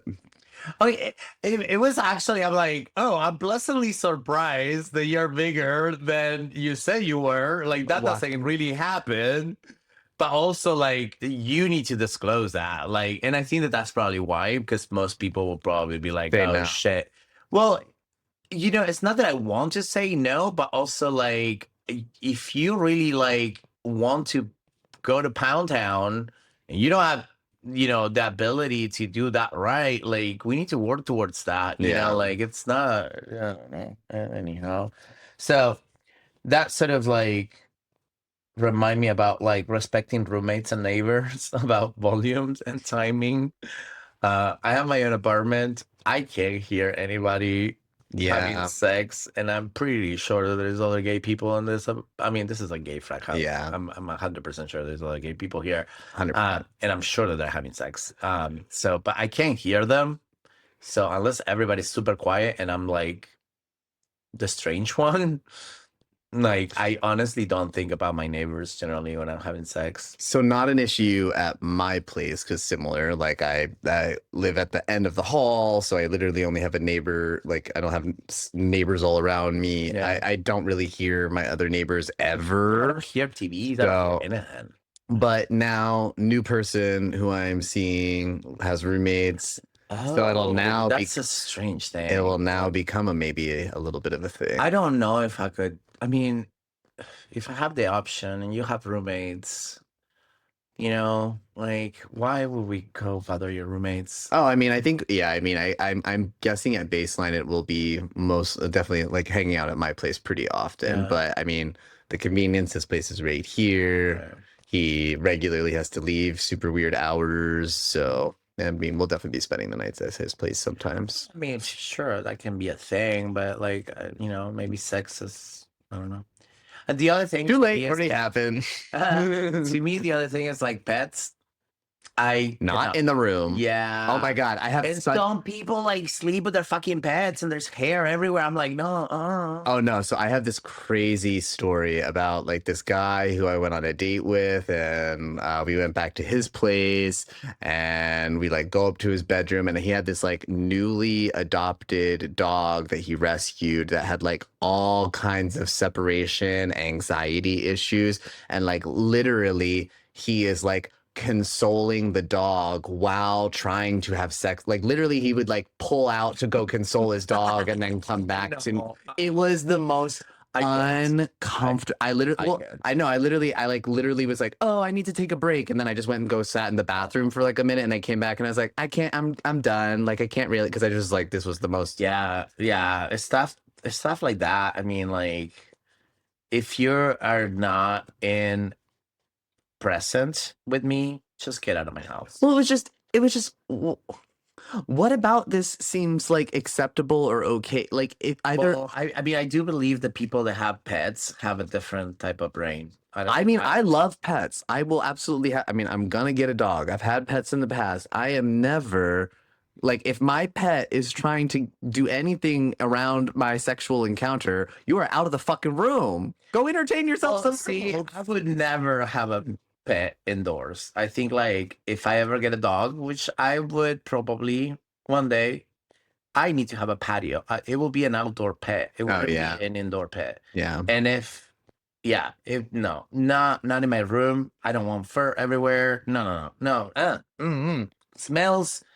I can't. It just kills it. No, I don't understand. That's okay. I don't understand. I don't understand. So from all of the things, I'm open to everything. No pets. No indoor I just don't want fur in my fucking bed, you know. Yeah, I mean, I'm definitely, when I get my little long-haired Frenchie, they're definitely going to be cuddling with me in bed sometimes, but not in the beginning. We're going to establish their little crate, and they only get to come in bed with me when I want it. So anyhow, performative sex, I think unlearning means relearning pleasure. You know, because get out of your head, get out of your head, get out of your porn addiction, get out of your expectations, you know, and just be present and communicate. I think that's the best approach. I don't have a lot of experience here, but the next topic is group play and threesomes.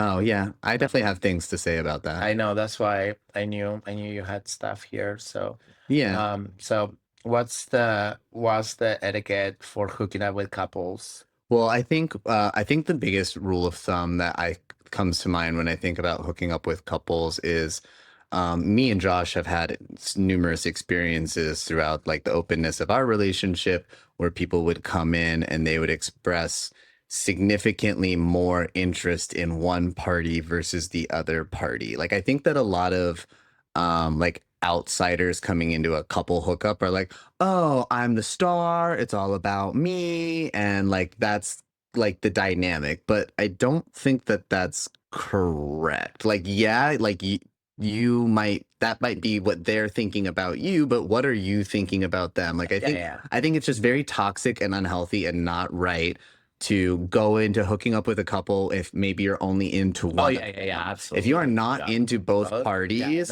do not do it, because like they're gonna pick up on it, and you're gonna fuck with some like somebody's gonna feel hurt, insecure. It's not gonna be fun. It's gonna fuck with the vibe. Like, don't hook up with couples unless you're into both parties. It's not an in for you to get with the one that you want to get with. Like, yeah, I think that's dishonest. I think it's dishonest. I think it's specifically your job as the person coming into a couple to make sure you are active, and not just that you are, not just to be into both, but to express that interest, to make sure that you're make sure that you're communicating to both. Like you're like, don't only be complimenting one on his performance, compliment the other one, and you know what I mean. Like I think that the person coming into a couple's dynamic has the most work to do. It's a lot of work. That's the one objection I have, and why I don't really do it unless it's very special circumstances. I think it's a lot of cognitive anxiety for me, because well, I have social anxiety in general. I have social anxiety meeting one person. And so the times that happen in like the recent years, one of them, they were in an open relationship. I met him first. It was just me and him. We had an amazing time. Beautiful guy, beautiful heart. We had an instant connection. He was a burner too, and so like, yeah, we really connected at a really good level. Um, and we had great sex. And I knew of his partner because I think there was a photo on his profile or on his Instagram, and his partner was gorgeous too. Fortunately, they're not together anymore. Like for a time, I fantasized. I was like, maybe they will ask me to be their like third. Like, please, that never happened. But anyhow, so after we had sex that day, he asked me, he was like, he was like kind of like a little bit like shy about asking. And it's like, so do you think you would be interested in my partner? Yes, yes, yes, please. And the reason why that worked really well is because You already we felt already safe, had you have established trust. the connection. And so I was like, okay, I could put myself through being uncomfortable for a moment by meeting this other person while he's the buffer and there is, like, Absolutely. and so, and again, when they came like together, um like it wasn't also that like we just like run into the bedroom. Like it was more like we hung out and like we started feeling like comfortable and like, and it was just like nice chat, about life in general. Yeah. And then it started like, being a little bit more like sexual. And then But it's nice because in that moment, then it's like, then you can prioritize establishing chemistry with just the other one instead of like being new to both people and having to try to establish chemistry with two people who have really strong chemistry. But again, it was like really nice because I knew that I really liked one, and then the other one was instant. Also, like that was really good, and then it was just great. We were super into each other, all of us, and it was just a very organic way that it unfolded. It was probably one of the best like sexual experiences in general, but also like with a group or a couple. Yeah, it was just probably the one that I remember the most, that was really good. Sexually also, like I think because, I think that they obviously were both doping at the time. And so it's just it was great. It was fantastic. Like I was really nervous, but they also really ground me. And so just everything was really, really beautiful. And I think like you could also feel their love together, which was really like nice to me watch. to be invited into that, and it was like nice to watch that they still like kissed, and I don't know, the whole thing was really great. It's been a great afternoon. And then the second that I think about was more recent. It was like a Spanish couple. I didn't really connect with one of them online. I was talking with one person only, and so I wasn't sure what was going to happen with the other person, but we didn't establish that we were going to have sex. So I invited them over for tea, and kind of unfolded from there. When I saw the other person, obviously I found it really attractive, and we talked for hours. Like it was just so non-sexual to start with. And like we talked about just, their experiences in another country, what was happening in our country at the time. And, and it was just kind of like cultural exchange for a while. And it was great because like they spoke Spanish, so we keep like switching between languages, and, it's just things kind of grew from there. And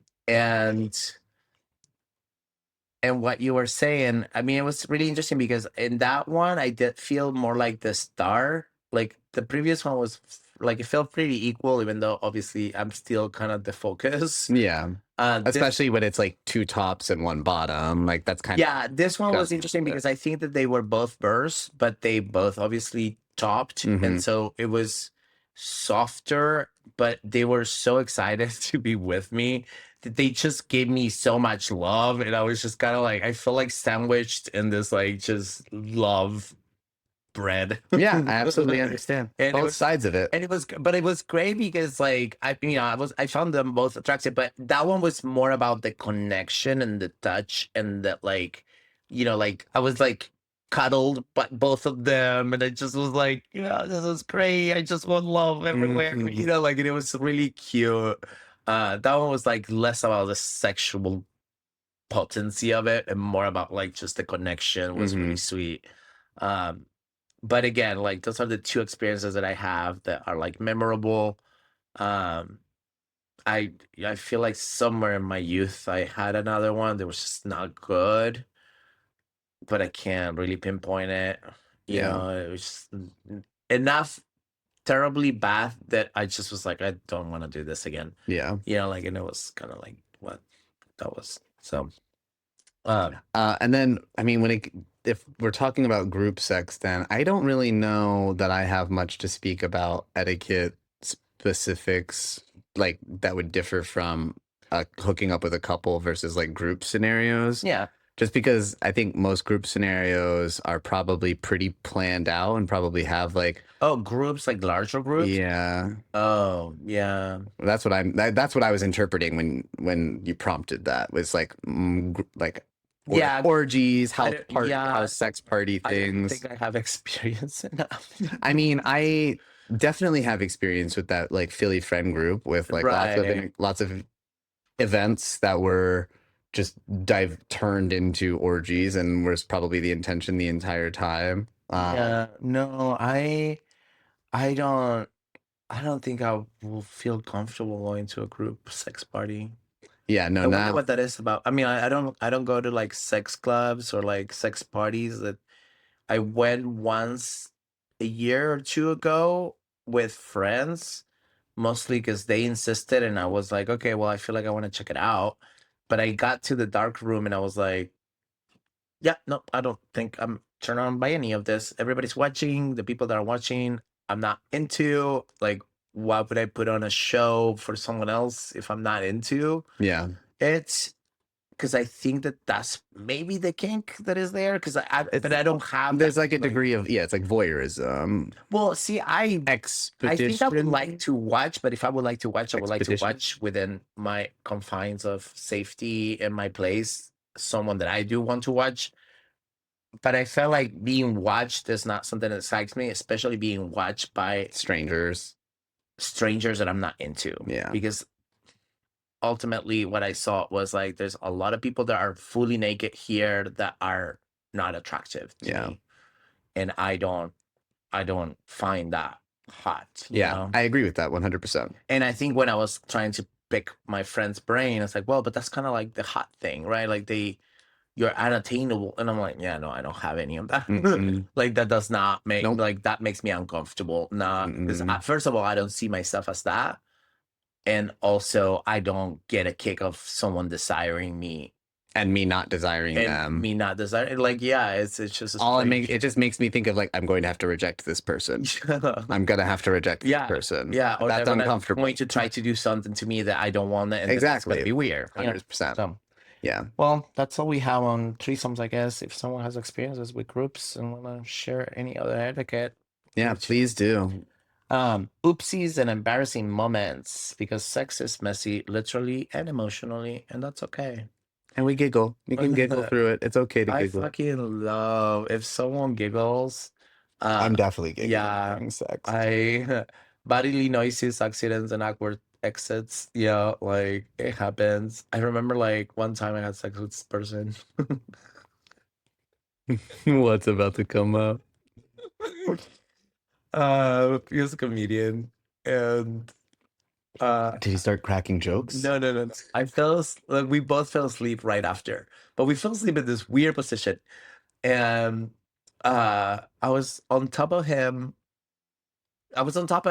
Facing up, and he's facing up. So like you're back. Like back to back. Like it was just like very weird. We fell asleep, and when you fall asleep and you relax, and like I let off like this tiny little fart. It's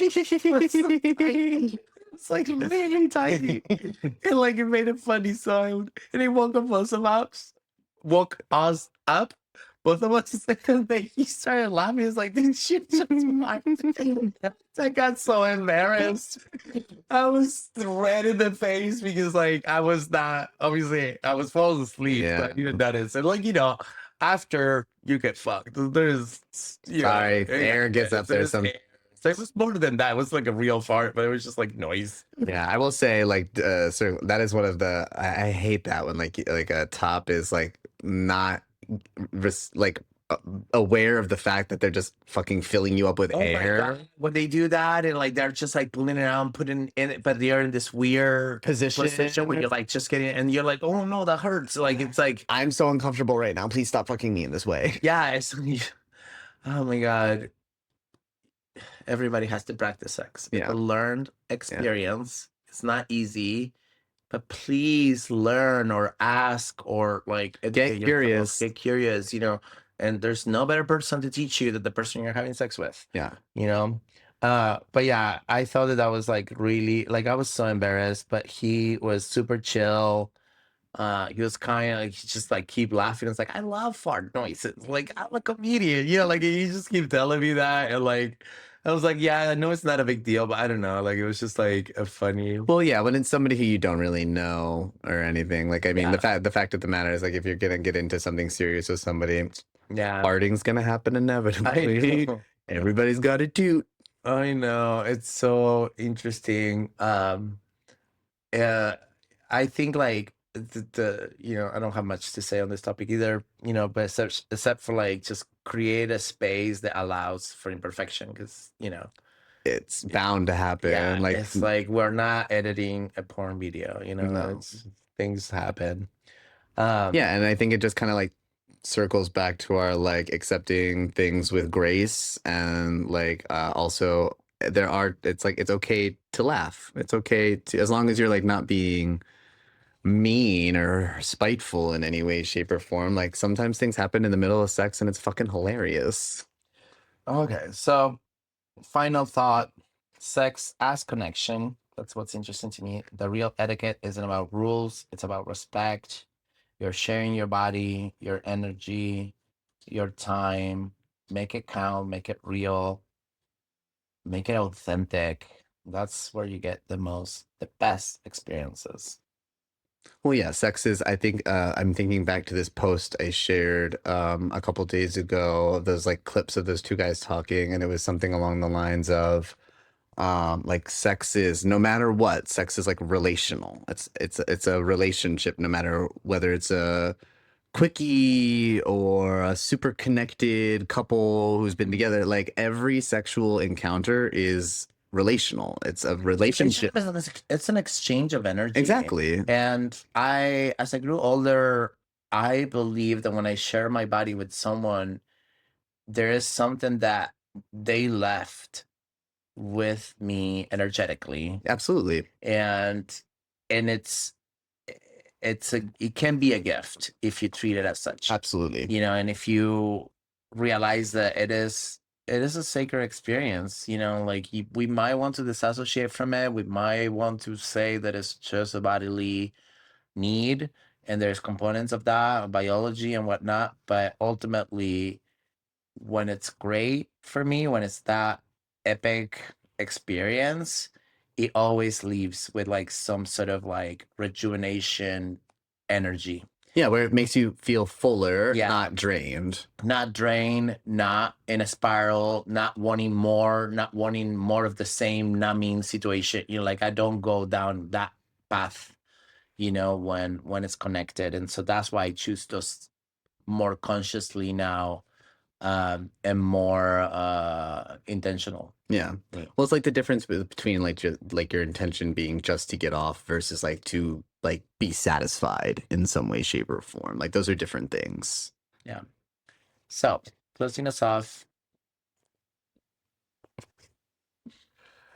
Sex should be fun, hot, consensual, and ideally not emotionally confusing. If you're wondering what's too much to ask for, respect, communication, and maybe a towel afterwards. Those aren't extras, they're basics. And whether it's a one-night stand or a budding situationship, good sex starts with Sexpectations. Now go forth, get yours, but do it with grace, love, and a little bit of decency.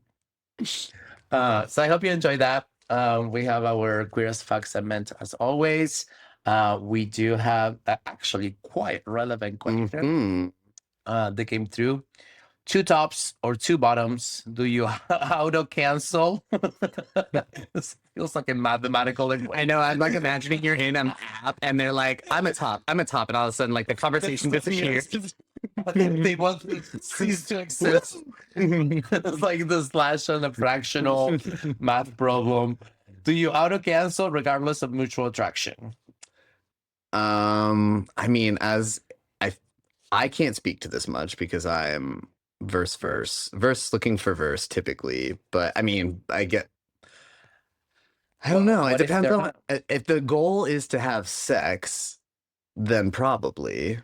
Yeah, I would say I can't obviously speak for tops and tops, although I do hear that when tops and tops connect with each other, at least from one perspective that I heard recently, they both are trying to fuck the other person, so it kind of gets annoying. But I've also seen people's profiles where it's like they're a top and it'll be like plays well with other tops. Right, and I think that means that they are probably more on the side. Yeah, they're open. They're open side encounters. Yeah, for side encounters.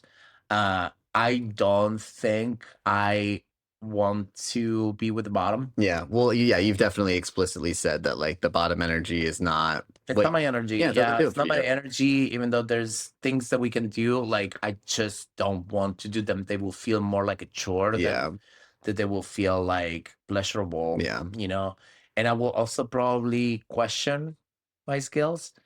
You know, I'll be like, like this is working. Yeah.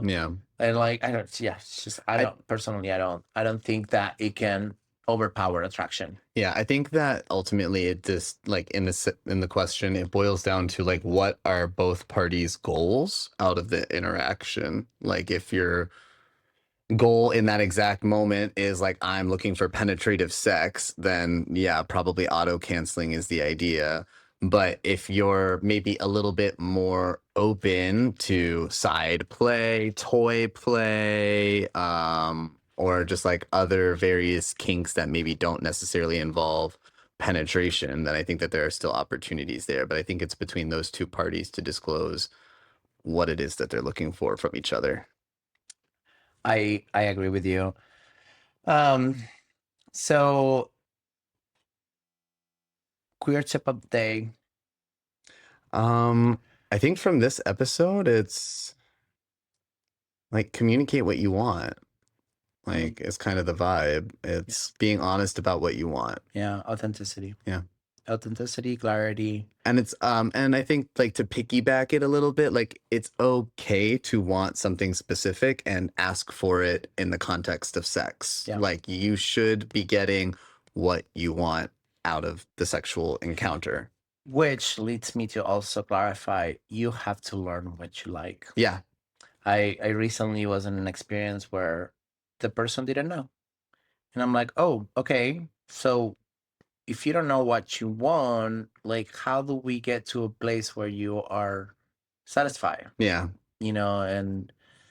And I think like self-discovery is important here. Yeah, like if you're confused about what you want, try things. Exploration, it's good, It's on you to figure out what you want. It's not on your partner to figure out what you want. Yeah, it's like I can help discover what you already like, or we can discover new things together for sure. But like, like your basics should be covered. You should know what you enjoy. And it's okay that you haven't figured out, but it is, your responsibility to figure out what you enjoy. Absolutely. Do you wanna do this? I don't have anything yet. Okay. I'll work on it while you're gone. We have an upcoming segment where we're going to share one of our journal entries with you guys. I've been journaling for a bit. Yeah, on and off. It's a new practice for me, so I'm still getting used to it. I need to, like I said, I need to get just like a normal journal, the one that I have is all prompted, which is nice, but sometimes I just want to free write, and there's not really a space for it in there. So I just need to get like a more basic journal to have as well. Got it. So that's coming. That'll be my homework. So anyhow, we love you guys. This is all we have for you today. My Instagram personal is tattooed gay, TATTOOED GAY. I'm gonna sing it every time for you guys. Ryan? And I am he's.tryan, HES.TRYAN. Please submit questions. We're gonna be posting for next episodes coming up. So submit questions, participate in polls. Participate in the polls, help us grow, share with your friends, leave comments on Spotify or Apple Music so that people feel encouraged to listen to us if you're enjoying our content. But thanks for listening. As always. Yeah. We'll see you next time. See you next time. Bye, y'all. You can listen to our podcast on Spotify, Apple Podcast, and YouTube. You guys can check us out on Instagram at LiveLaughLoads.podcast, on Bluesky at LiveLaughLoadsCast, or look us up at LiveLaughLoads.com.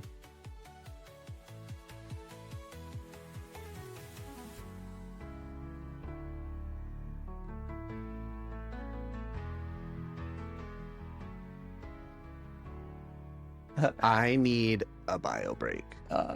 Okay. How close are we to the end? We're pretty close. Girl, I gotta pee. Okay.